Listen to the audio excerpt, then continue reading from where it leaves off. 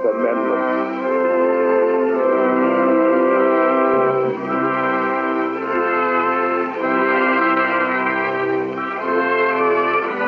Amendment 1. Congress shall make no law regarding an establishment of religion, or prohibiting the free exercise thereof, or abridging the freedom of speech, or of the press, or of the right of the people peaceably to assemble, and to petition the government for a redress of grievances. Mr. Speaker. Mr. Redburn. I move this amendment be accepted in its present form without qualification. These are the voices of Virginians. We are debating Congress's amendment on this mild December afternoon, this 15th of December, 1791, debating in the State Assembly in the capital at Richmond. Only one more state is needed now to ratify. Just one more state and the amendment becomes law. The victory is close at hand. Virginia likes these articles. Virginia, the home of Washington and Jefferson, of Madison and Mason. Virginia has fought to win these rights for many years, has waited for this day. This is December the 15th, 1791. Virginia will ratify the Bill of Rights today, and freedom will take hold, take root, begin to burgeon in the rich earth of America. Today, the 15th of December.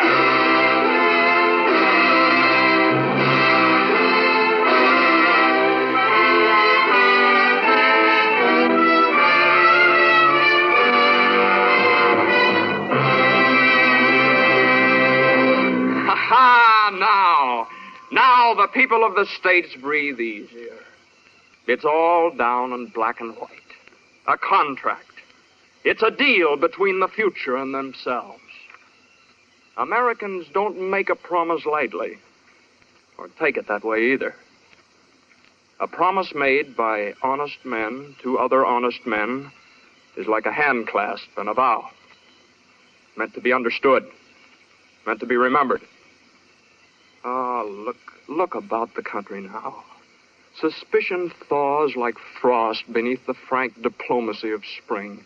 The people read the new amendments slowly, pleasurefully, as they'd read a letter from a son just set up in business who'd written home to tell how he was making good.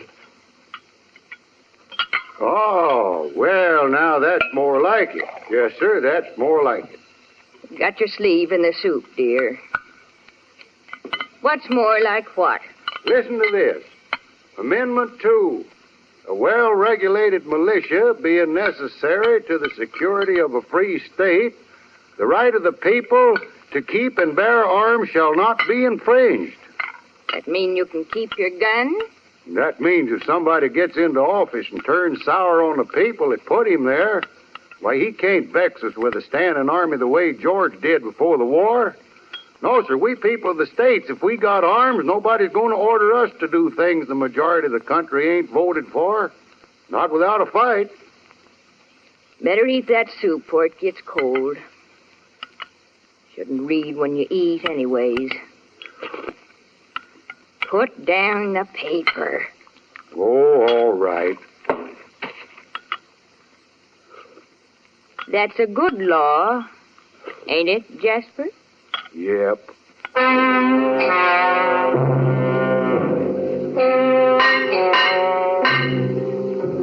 Go on reading it. Why'd you stop? Well, how can you hear me when you're hammering? Concentration. Go on. Amendment 3. No soldier shall in time of peace be quartered in any house without the consent of the owner, nor in time of war, but in a manner to be prescribed by law. Gives me elbow grease just hearing things like that. Makes the old hammer handle easier. The way this sounds, you'd think we was expecting another war. In a time of war, this says. Why, I thought we'd just been all through that a little while ago. Why, the more these amendments make us free, the more they'll be hated by those who don't want freedom because it spoils their game. Think nobody's going to try and break us up because we're united and agreed? Some people are just ornery that way. Wouldn't surprise me none if we had to fight more wars. Why, you mean to say we're maybe going to have to fight all over again to keep our independence? Well, I hope it don't get to be a habit. I hope it does. Pretty good habit to get into, fighting for your rights. Always somebody waiting for a chance to steal valuables. And if freedom ain't a valuable, I don't know what is. Yeah, well. Go on, read some more. Amendment 4. the rights of the people to be secure in their persons, homes, papers, and effects against unreasonable searches and seizures shall not be violated, and no warrant shall issue but upon probable cause supported by oath and affirmation, and particularly describing the place to be searched and the person or things to be seized.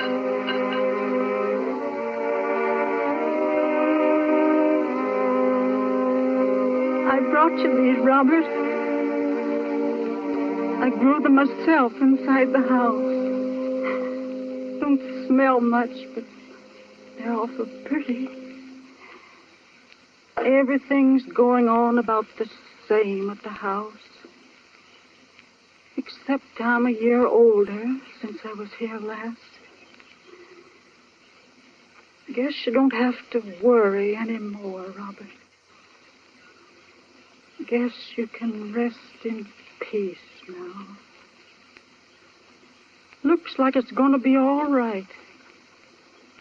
They didn't trick you, Robert. Looks all right.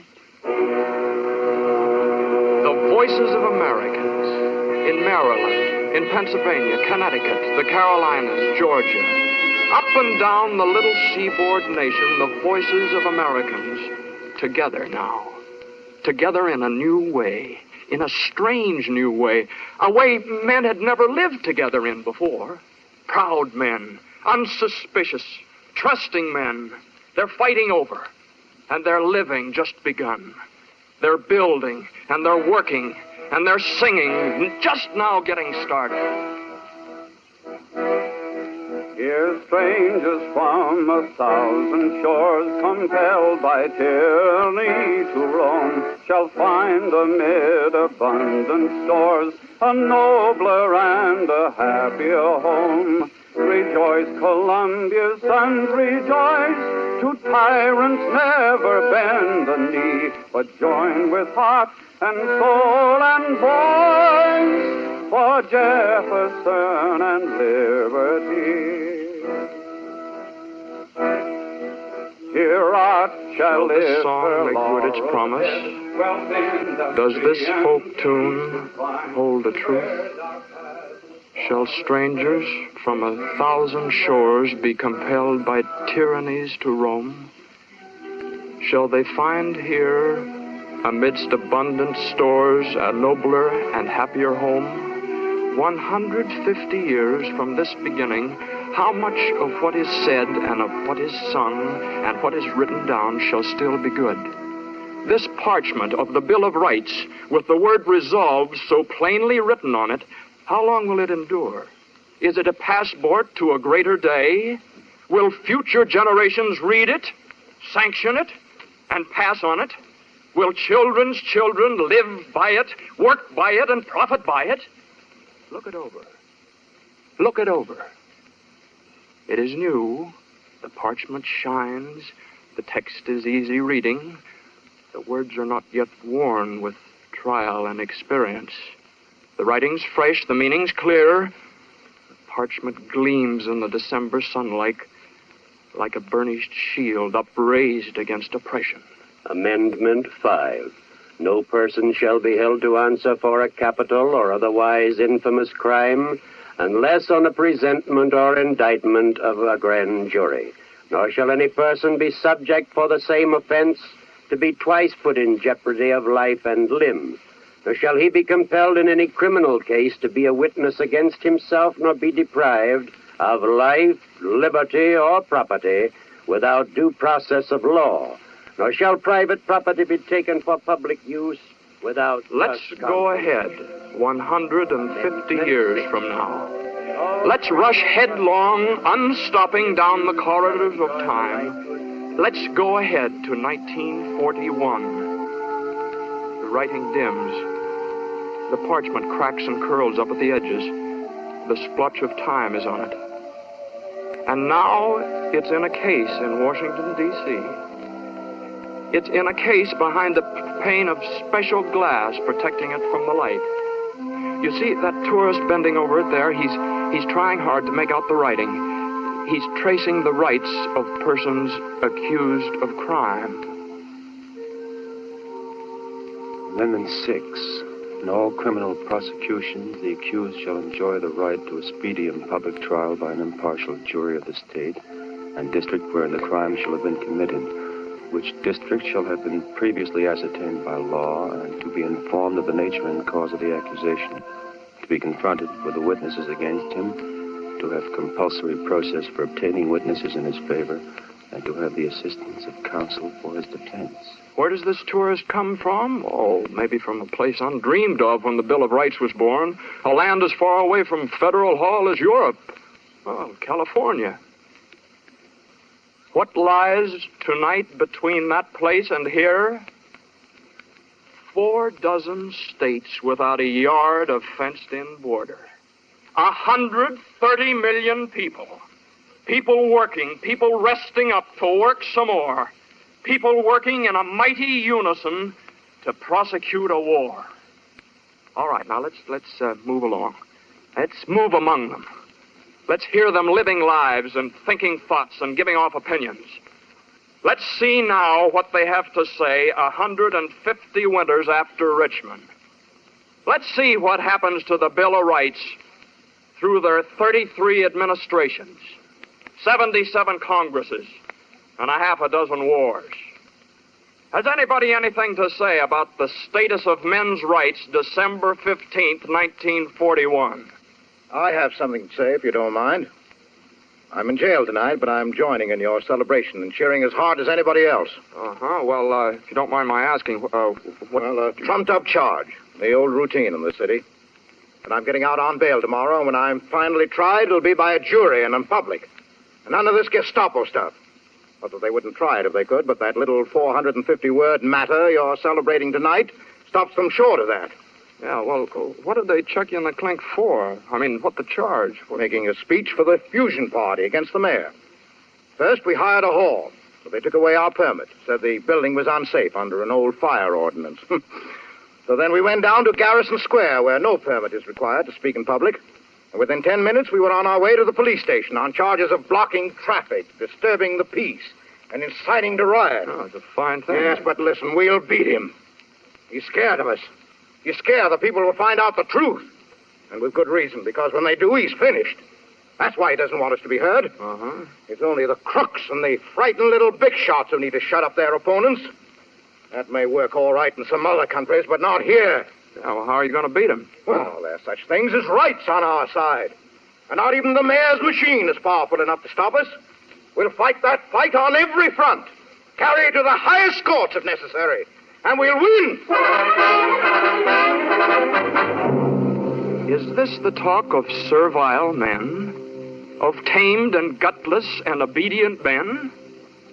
Is this the kind of talk you hear from slaves and witless followers? No, not quite. Not exactly.